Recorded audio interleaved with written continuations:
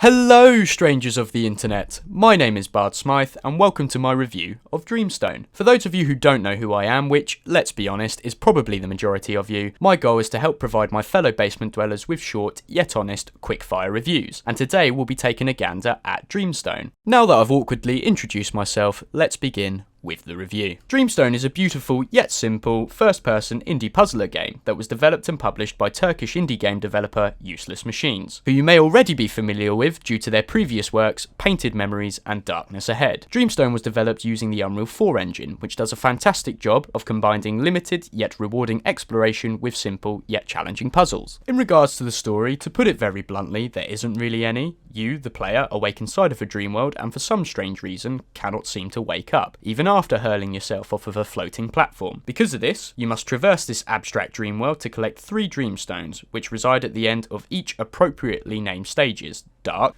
Colourful, and Dazzle, upon which once collected will allow you to finally awake from the dream, or so it appears. So if you were expecting some sort of insightful, in-depth, Inception-esque mindfuck, you probably won't find it here. What it does do quite well, however, is provide you with some context and sets you up with a goal. Now, in regards to the actual gameplay, I think the developer's done a fantastic job. Each of the 3 stages have been uniquely designed with their own set of unique rules and challenges that will certainly get you thinking. This has been further complemented with their own music, which I might add is amazing, and also helps immerse you in the atmosphere of each level. On top of this, whilst it is a little limited, the game does reward you for exploration. You, the player, must not only locate the Dreamstones, but must also locate these little small egg-type things, which must be placed upon a platform to enable you to progress. You can also locate these small little white egg things, which increase your character's run speed, which, although I don't think they're mandatory, they certainly help you out with a later stage of the game, so make sure you keep an eye out for them. In addition, I love that this game does not hold your hand at all. You must figure everything out for yourself, which for me made the game much more rewarding, and although the puzzles aren't anything in comparison to the dreaded water temple from Zelda, for example, I can still guarantee that you will feel some sort of satisfaction once you've worked it all out.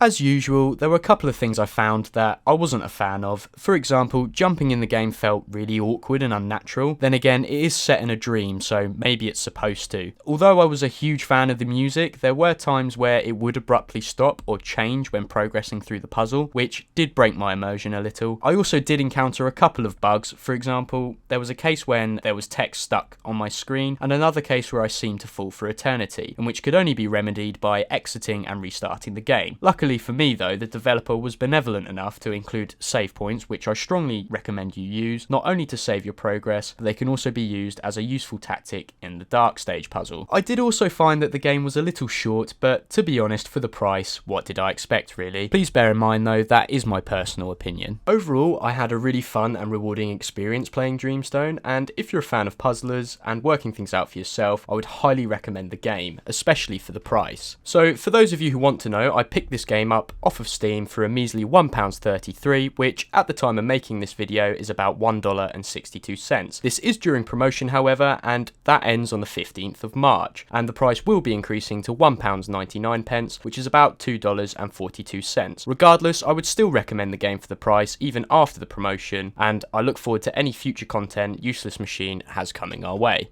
If you've made it this far into the video, first of all, thank you. I'm still new to the whole making videos process, so any comments on how I can improve would be greatly appreciated. Also, if you're interested for trying the game yourself, I will have provided a link in the description to the game on Steam so that you can purchase it, and I will also provide a link to the developer's Twitter so that you can follow them and keep yourself updated if you'd like. Lastly, if you enjoyed this video, it would be great if you could drop a cheeky like and subscribe, as it does provide me with an indication that the type of content I'm making is any good or not. This has been Bard Smythe. Thank you ladies and squires for allowing me to waste your time, and as usual, have a lovely day.